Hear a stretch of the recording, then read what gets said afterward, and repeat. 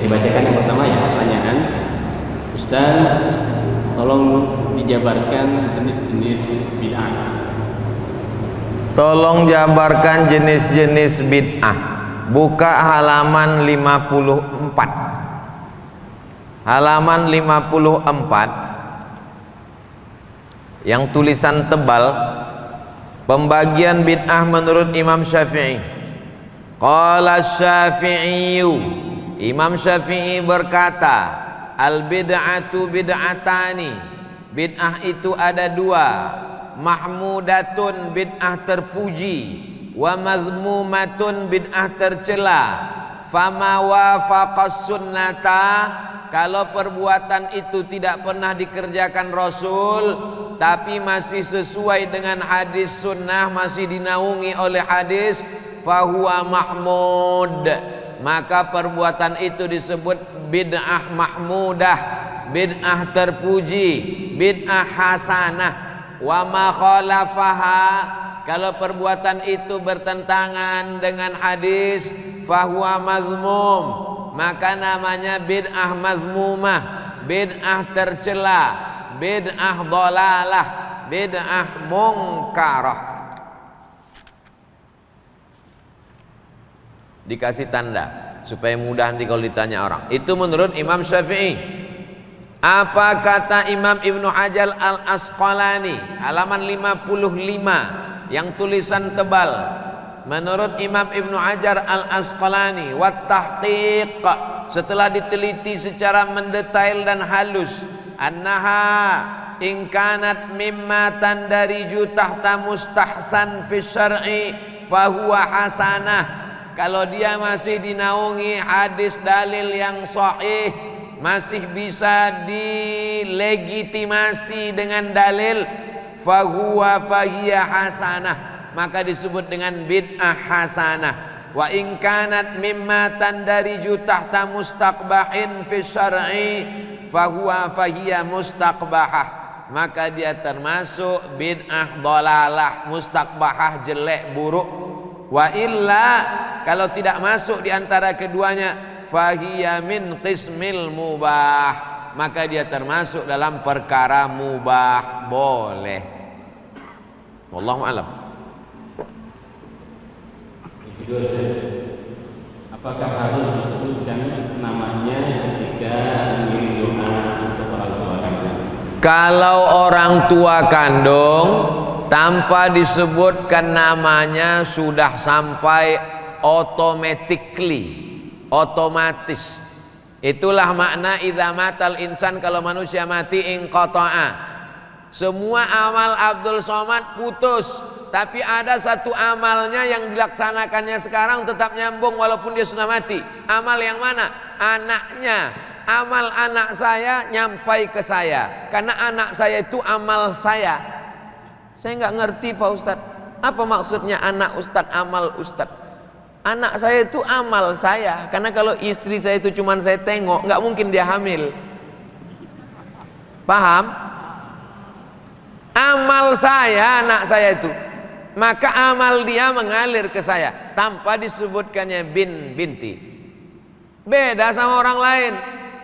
Kalau bapak mau ngirim Fatihah untuk saya, mesti sebutkan untuk almarhum Abdul Somad bin Bakhtiar Al-Fatihah. Nggak tahu binnya, bin Abdillah, hamba Allah. Abdillah Abdurrahman, asal jangan bin Abdul Somad. Wallahu a'lam bishawab. Assalamualaikum. Waalaikumsalam. Bagaimana cara untuk meminta maaf kepada orang yang sudah meninggal? Nabi naik ke atas mimbar hari Rabu, meninggalnya hari Senin. Man kuntul jalat tulahu zohran, siapa yang pundaknya pernah ku cambuk waktu aku nyambuk kuda, ternyata dia ada di balik kuda, kena pundaknya, dia sakit hati, nggak nuntut balas. Aza zahri, ini pundakku, silakan balas, cambuk. Man kuntu syatamtu lahu irdan, siapa yang kata-kataku kasar menyinggung perasaannya, waktu aku ngomong dia tersinggung, hadza irdi, ini harga diri Muhammad, silakan balas. Sahabat semuanya diam, nggak ada. Siapa yang ada uangnya ku pinjam, langsung tegak. Itu menunjukkan pundak bisa dimaafkan, hati bisa dimaafkan, tapi uang susah. Innalaka alayya thalatha darahim. Kau punya utang 3 dirham. Kata Nabi kepada Fadal, idfa' ya Fadal. Fadal, bayarkan hutang. Cari orangnya. Saya sudah nyari enggak ketemu Pak Ustadz. Waktu saya mau pergi haji takut mati di tanah suci, pesawat meletup meledak. Akhirnya saya cari Pak Ustadz SMP tempat saya makan bakwan dulu, bayar 3 makan 5. Ternyata tanah itu sudah dibangun mall Pak Ustadz.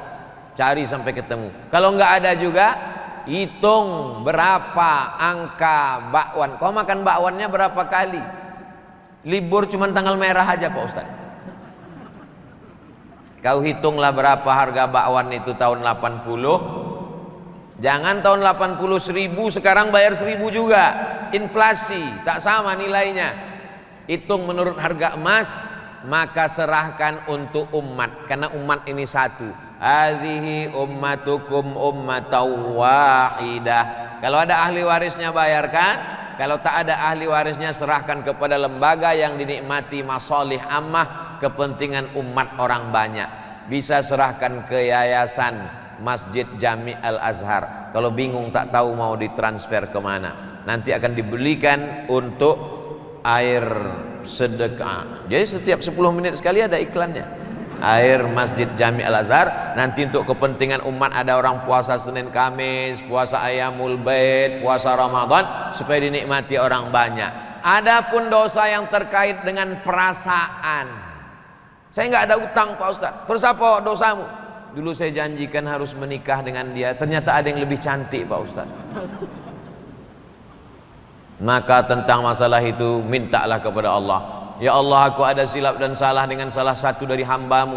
Aku merasa sampai hari ini berdosa. Allah maghfir lahu warhamhu wa'afihi wa'fu anhu. Kalau kau sanggup bacakan Yasin, khatamkan Quran, bacakan Al-Fatihah sebagaimana sudah kita belajari tadi, baik. Ampunkan dosanya, ampunkan dosaku kepadanya. Selesailah usaha kita.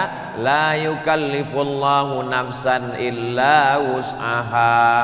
Kita tidak dituntut lebih dari kemampuan kita. Wallahu a'lam bishawab. Baik, berikutnya, bila sholat jenazah dilakukan di masjid setelah sholat fardu, mana yang didahulukan, sholat ba'diyah apa sholat jenazah? Jenazah dipersilakan masuk, kata imam. Untung jenazah itu tak berdiri, diangkatlah, dipikul ke dalam. Baru saja salam, assalamualaikum warahmatullah, assalamualaikum warahmatullah. Saking mau cepatnya imam, masukkan. Jamaah bingung karena dia menganggap kalau sholat jenazah nanti tidak bisa lagi ba'diyah, maka tetap boleh ba'diyah setelah sholat jenazah. Begitu dalam kitab-kitab mazhab Syafi'i. Ada yang alal faur, mesti segera, tapi ada yang alat tarakhi, waktunya panjang. Kalau sholat zuhur jam 12, sholat asar jam 12, jam 13, jam 15.30, maka waktunya tarakhi panjang. Itulah maka didahulukan sholat jenazah baru sholat ba'diyah. Habis sholat jenazah, setelah selesai dia sholat ba'diyah, maka hukumnya mubah, boleh. Mana yang alal faur? Jenazah. La tahbisuhu, jangan tahan jenazahnya. Asri'u ila qabrihi, segera. Itulah dalilnya alal faur, segera. Sedangkan sholat ba'diyah bisa ditunda 5-10 menit. Saking ingin cepatnya supaya dia dikuburkan, supaya ketemu dia dengan kebaikannya. Wallahu a'lam bishawab. Assalamualaikum warahmatullahi wabarakatuh. Waalaikumsalam. Di halaman 219 ada pelapak kurma. Pelapak kurma tidak ada, boleh diganti bunga atau bagaimana kalau diganti bunga? Di halaman 220 biasanya keluarga tidak ikut, padahal dimakan untuk memohon amal atau kebanyakan. Tapi mungkin yang pertanyaan pertama ini, jadi pelapak kurma di hadisnya dia boleh nggak diganti dengan bunga? Innamal khamru khamar wal maisir judi wal ansab, menyembelih binatang untuk berhala, wal azlam, mengundi nasib, rijsun, najis, min amali syaitan. Yang ada dalam ayat itu cuma khamar. Khamar itu anggur diperas, dimasukkan ke botol, disimpan seminggu. Setelah melewati proses fermentasi, muncul zat baru namanya alkohol. Bukan bahasa Arab. Alkohol ini yang disebut dengan khamar. Khamar diambil dari kata khimar. Jadi kalau ada orang yang nakal tapi pernah ngaji, dia pakai sabu-sabu. Pas dipakai sabu ditangkap sama polisi, dibawa ulama. Kenapa kau pakai sabu? Tunjukkan dalilnya dalam Quran dan Sunnah. Mana ada ya ayyuhalladzina amanu jtanibu sabu-sabu? Tidak ada.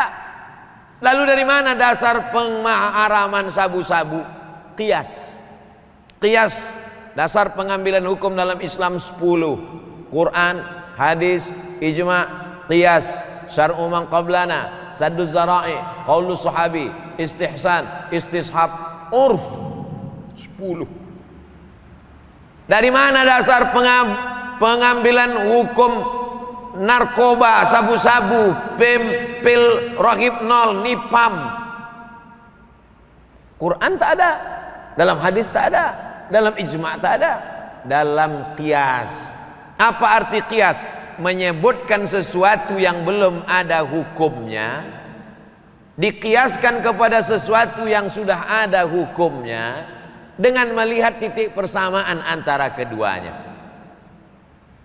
Apa yang sudah ada hukumnya? Pelepah korma. Apa yang belum ada hukumnya? Bunga tai ayam. Apa titik persamaan antara keduanya? Sama-sama tanaman hidup. Bagi yang menyetujui qiyas. Kenapa kau tabur tadi bunga? Karena bunga juga adalah bagian tanaman. Kalau pelepah korma sebelum dia kering bertasbih, maka bunga-bunga juga sebelum kering bertasbih. Bagi yang menyetujui qiyas. Bagi yang tidak setuju dengan qiyas, dengan pelepah korma lain pun dia tak setuju. Karena menurut dia yang pelepah korma bertasbih hanya pelepah korma yang dicabut oleh Nabi itu saja. Adapun pelepah korma yang tumbuh di samping Masjid Jami' Al-Azhar tak sama. Karena dia menolak qiyas. Dan itu biasa dalam perbedaan fikih. Orang yang ngerti fikih biasa. Kau setuju silakan, nggak setuju nggak usah buat. Wallahu a'lam. Yang berikutnya, kenapa tahlilan untuk orang meninggal banyak yang menentang? Sering dibilang cukup 3 hari, padahal pihak keluarga tidak merasa terbebani dan malah ingin mengadakan selama 7 hari. Apakah ada dalil yang menunjuk hal ini? Isna'u ta'aman li ali Ja'far li'annahu yusghiluhum. Kalau ada orang meninggal, buatkanlah makanan untuk keluarga Ja'far. Ja'far meninggal, istri anaknya susah. Jangan susahkan lagi dia dengan kedatangan kalian. Masakkan makanan. Hei istri Ja'far, hai anak Ja'far, kalian jangan lagi masak. Ini sudah kami bawakan masakan ayam penyet, lele, tahu goreng tempe. Minumannya Masjid Jami' Al-Azhar. Dia memang setiap 10 menit mesti ada iklan. Begitu aslinya. Jangan sampai orang yang kemalangan itu sudah jatuh ditimpa tangga diterkam kucing. Maka tradisi nenek moyang kita zaman dulu pun begitu. Di kampung-kampung masih ada. Kalau ada orang meninggal, tetangga sekeliling itu ada yang bawa beras, ada bawa telur ayam. Nanti di dapur itu mereka buat dapur umum. Jadi aslinya jangan menyusahkan. Sekarang beberapa masjid sudah buat, alhamdulillah, diumumkan kepada bapak ibu nanti malam kita akan takziah, supaya jangan membawa, jangan repotkan sohibul musibah, maka kita bawakan makanan. Begitu yang sunnah. Adapun orang miskin sampai ngutang bubur kacang hijau karena kedatangan kita ikut berdosa. Adapun anaknya kaya, pulang dari kampung, dari Jakarta ke kampung, kepada jamaah sekalian, ini sudah kita sediakan nasi kotak sebanyak 1000, maka dia mesti pidato dalam 2-3 patah kata. Jangan kalian takut memakan ini, karena ini bukan harta warisan yang belum dibagi, ini bukan pulang ngutang, ini memang asli dari anaknya yang sukses di ibu kota. Apa kalian nggak tahu kalau saya ini kaya? Makanlah, makan. Nah, adapun 7 hari dalam Quran tak ada, dalam hadis tak ada, dalam sahabat Nabi tak ada, tapi ada dalam tabi'in. Orang yang jumpa sama Nabi namanya sahabat, yang jumpa dengan tabi'in yang jumpa dengan sahabat namanya tabi'in, namanya Imam Atha. Kata Imam Atha dari kalangan tabi'in, yustahabbu an yutasaddaqa lahu, dianjurkan keluarganya bersedekah makanan untuk orang meninggal itu, karena orang meninggal itu diuji selama 7 hari. Bukan ayat, bukan hadis. Jadi kalau ada orang bersedekah 7 malam untuk yatim, fakir, miskin, dipakainya pendapat tabi'in. Yang setuju ikuti, yang tak setuju tak usah buat. Bukan ulama kaleng-kaleng. Imam Atha ada di dalam nih, saya tak ingat halaman berapa, buka-bukalah, nanti dapat lingkar. Oh, ini yang dibilang Ustaz Somad kemarin. Wallahu a'lam bishawab. Assalamualaikum. Waalaikumsalam. Apa pandangan Ustaz tentang keterangan yang ada dalam kitab Al-Majmu' Salam Hazard jilid 5 halaman 27 yang menyatakan qala ashabuna wa tukrahu ta'ziyatu ba'da salasah. Para sahabat kami, para fuqaha mazhab Syafi'i mengatakan dan makruh takziah setelah 3 hari. Bagaimana pendapat tersebut jika dikaitkan dengan tahlilan? Tukrahu makruh, bukan haram. Itu yang pertama, perlu dipahami istilah. Kenapa tukrahu? Litajdidil husni, karena memperbaharui kesedihan. Sebenarnya 3 hari itu dia sudah mulai agak tenang hatinya. Tiba-tiba datang jamaah, semakin sedih. Akhirnya luka lama berdarah kembali. Luka lama berdarah kembali itu bukan orang yang habis sunat ngejar layang-layang, bukan. Nah, inilah dia yang sudah mulai hatinya terobati, tiba-tiba tajdid, diperbaharui kesedihan. Itu yang tak boleh. Adapun memberikan hiburan, memberikan sedekah, maka kalau dia laksanakan. Tapi kalau katanya tuhramu, tunha, dilarang, diharamkan.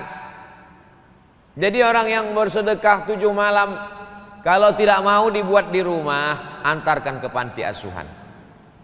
Potongkan ayam, kambing, kasih ke panti asuhan. Di rumah tak usah dibuat.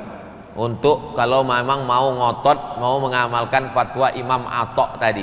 Cuman masalahnya rakyat masyarakat ini mau melakukan perbuatan karena fatwa Imam Atha dari kalangan tabi'in, atau karena takut dituduh tetangga nggak sayang orang tua. Nah, ini kamu nggak buat 7 malam? Enggak, anak durhaka. Makanya beramal itu dengan ilmu. Kalau Ustadz Somad sampai berapa malam? 2 tahun nggak berhenti-berhenti. 2 tahun. Mak saya meninggal sudah 2 tahun, tetap membagi sembako 200 paket setiap tanggal 1 sampai hari ini. Karena menurut saya itulah yang bisa mengobati hati. Kenapa Ustadz ceritakan? Ustadz kan riak, saya mau ngajak jamaah. Yang nggak setuju, ya nggak apa-apa. Wallahu a'lam. Assalamualaikum. Hanya Ilham yang terkasih. Boleh ya memandikan jenazah dengan air zam-zam? Minum aja kita susah. Dia mau mandi.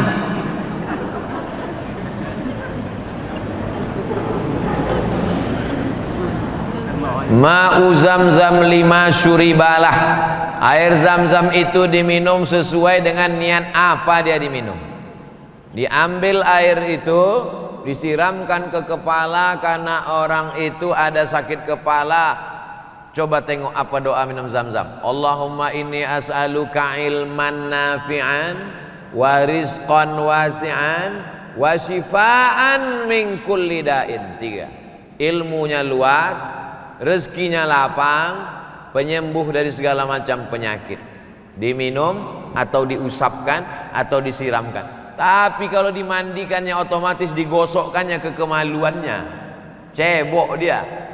Maka cara penyembuhan diminum atau diusapkan, itu saja. Lebih daripada itu, lebih baik bawa ke kampung halaman orang di kampung mau minum air Zam-Zam. Begitu inginnya dia minum air Zam-Zam. Apalagi sekarang susah mau umroh. Nah, jadi kalaupun mau menghilangkan sakit kepala, siramkan saja sedikit. Wallahu a'lam bishawab. Ini yang ditanya tentang namanya siapa ya? Mimpi saat tidur menurut Islam. Saya pernah mimpi ketemu Ustaz Abu Somad. Ceritanya di tepi sawah. Kemudian Abu Somad meminta saya untuk menghafal surah Al-Mulk, Tabarak. Bagaimana cara saya menyikapi mimpi tersebut? Kitab yang paling bagus untuk mimpi namanya Tafsir Ahlam. Tafsir Ahlam, tafsir mimpi. Penulisnya namanya Ibnu Sirin. Ibnu Sirin. Namanya Tafsir Ahlam. Coba cek di internet sudah ada bahasa Indonesianya atau belum. Kalau belum ada, download PDF-nya. Cari anak pondok, baca kitab Tafsir Ahlam. Bermimpi dengan ulama dalam Tafsir Ahlam supaya mengikuti ulama itu.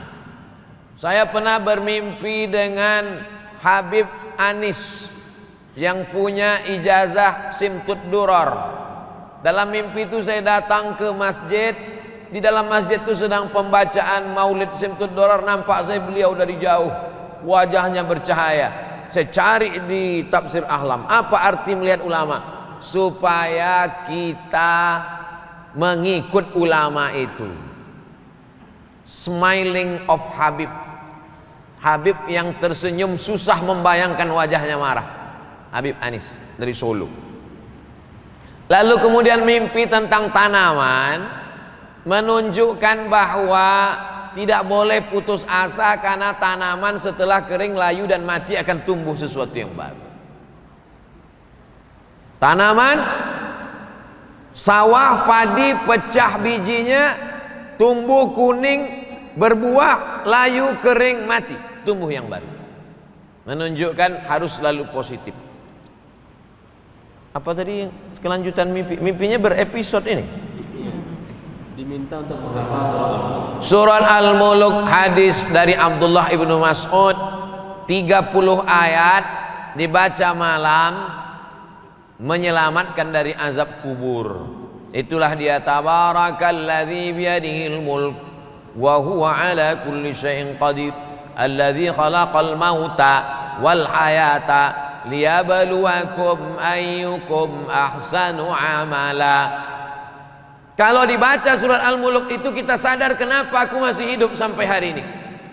Alladzi khalaqal mauta, Allah menciptakan mati. Wal hayata, Allah menciptakan hidup. Kenapa aku bisa hidup tak kena Covid? Kalaupun kena tak jadi mati. Bukan karena hebatnya obat, tapi karena liyabluwakum ayyukum ahsanu amala. Allah masih memberi kesempatan untuk beramal. Wallahu a'lam bishawab. Apa hukum azan di waktu bulan? Azan bukan kalau pangkat sholat.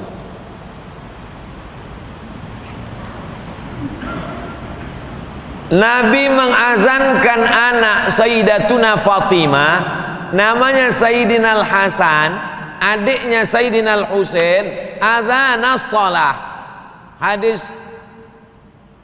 riwayat Imam Tirmidzi. Statusnya kata Imam Tirmidzi hadisun hasan. Bunyi azannya adzanas shalah. Hayya 'alas shalah.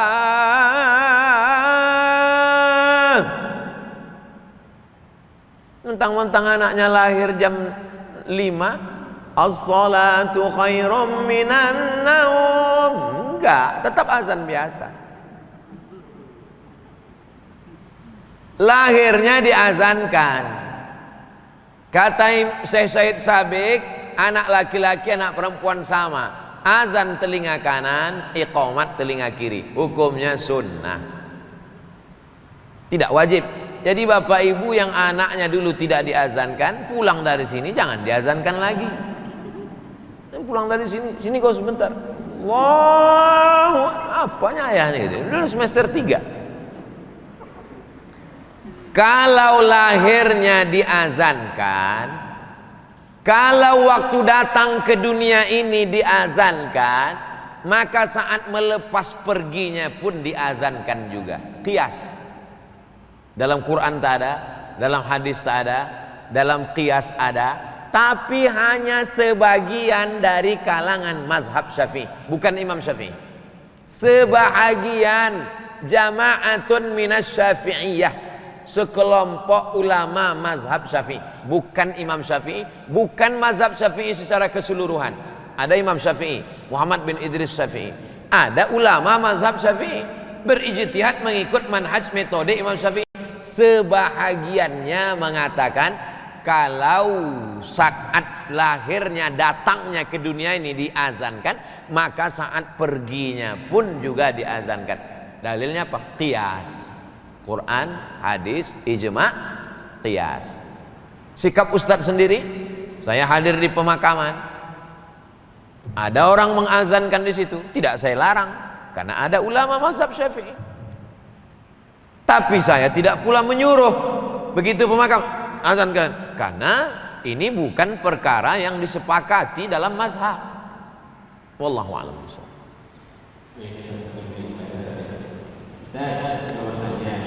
Saya mau bayar hutang, harganya naik tidak seperti harga yang pertama. Kenaikan harga dilakukan sepihak kedua. Mana yang saya bayar? Harga pertama atau harga yang naik sepihak? Saya beli tanah bapak harganya 100 juta. Tapi karena saya baru punya uang 50 juta, maka saya bayar setengah 50 juta. Berarti saya berutang berapa?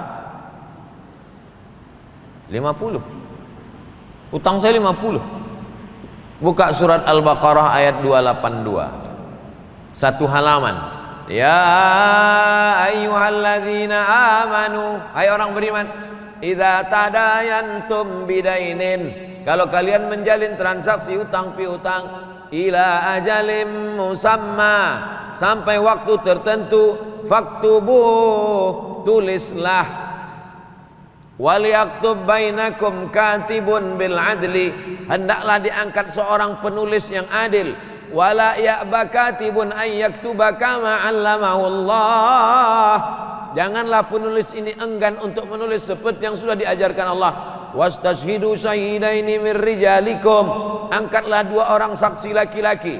Illam yakuna rajulaini, kalau tak ada saksi 2 orang, farajulun, 1 orang.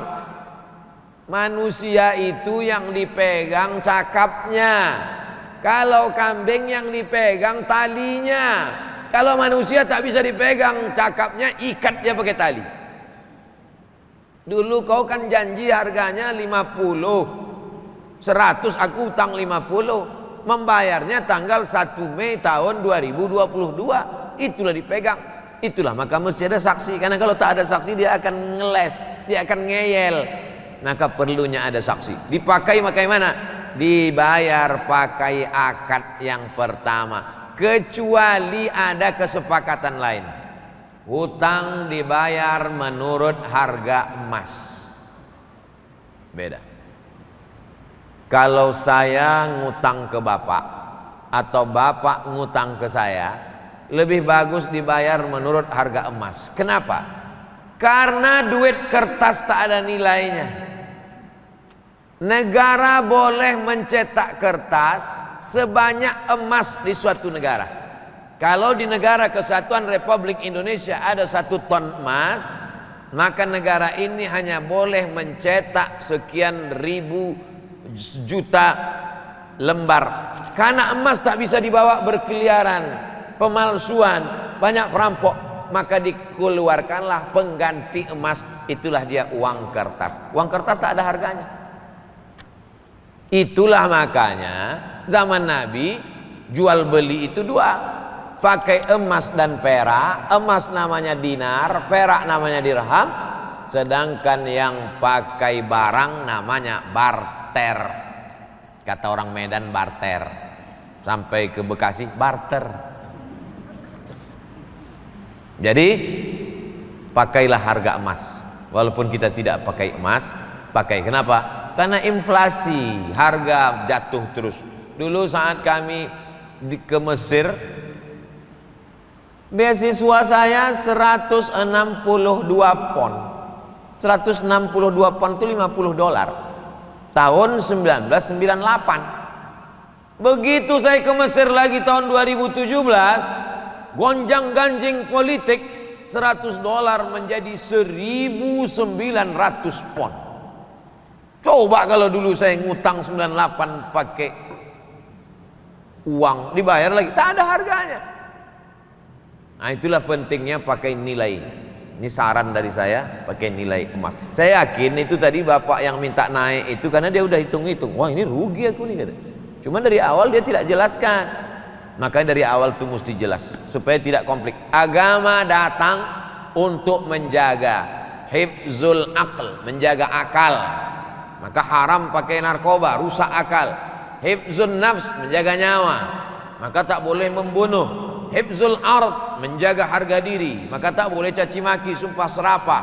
Hifzul mal, menjaga harta, maka tak boleh tipu daya, bohong.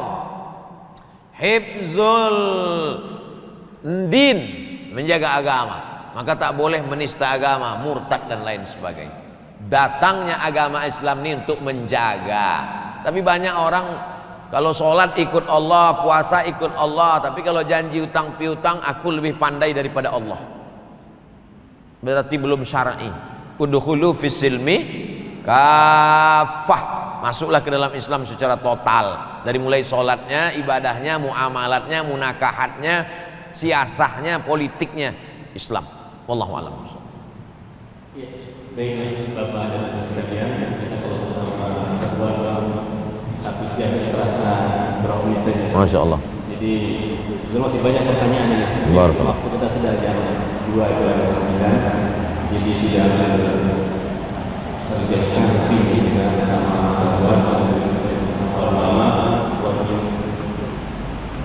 selalu ingin lama-lama, namun kita dibatasi waktu dan juga dibatasi oleh kesempatan kita. Mudah-mudahan di lain kesempatan kita bisa sama dengan sahabat Somad dan kita memberikan siraman rohani dari beliau. Mudah-mudahan kita keluar dari Masjid Jami Al-Azhar mendapatkan keterangan dari Allah. Amin ya Allah.